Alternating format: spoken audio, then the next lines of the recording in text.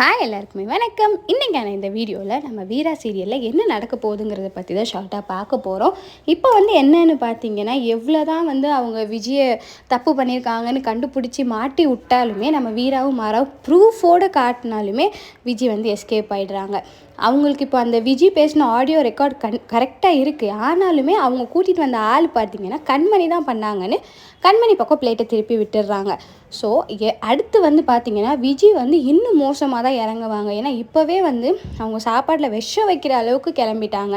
அடுத்து பார்த்திங்கன்னா இன்னும் இதை விட பெருசாக தான் விஜய் பண்ணுவாங்க. ஸோ கூடிய சீக்கிரம் மாறனும் வீராவும் இப்போ விஜயை தான் தப்பு பண்ணியிருக்காங்கன்னு ப்ரூஃப் பண்ணாத வரைக்குமே அவங்களால சர்வைவ் ஆக முடியாது. ஸோ சீக்கிரமாகவே மாறன் விஜய்க்கு ஒரு ஃபுல் ஸ்டாப் போட போகிறாங்க.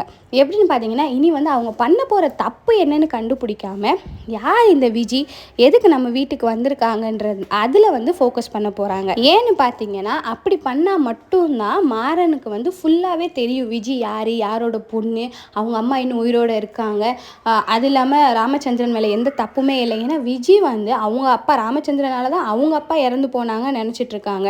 இனி மாறன் எல்லாத்தையுமே ப்ரூவ் பண்ணணும். அப்படி எல்லாமே நடந்தால் மட்டும்தான் விஜய் அமைதியாக வெளியே போவாங்க. அப்படி இல்லைன்னா மாறன் எல்லா உண்மையும் கண்டுபிடிச்சி விஜய் நம்மளெல்லாம் கொலை பண்ணி பழி வாங்குறதுக்காக தான் இந்த வீட்டுக்குள்ளே வந்திருக்காங்கன்னு அவங்க அத்தைக்கும் ராமச்சந்திரனுக்கும் தெரிஞ்சாதான் நாடகம் செம்ம இன்ட்ரெஸ்டிங்காக போகும். ஸோ டைரக்டர் அந்த மாதிரி கதையை கொண்டுட்டு போனால் நல்லாயிருக்கும்.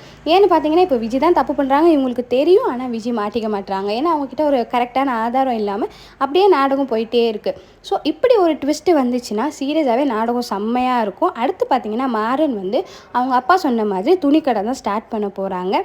ஸோ அடுத்து விஜய் கண்டுபிடிக்க மாட்டுறாங்களா இல்லையா நம்ம வெயிட் பண்ணி பார்க்கலாம். பாய்.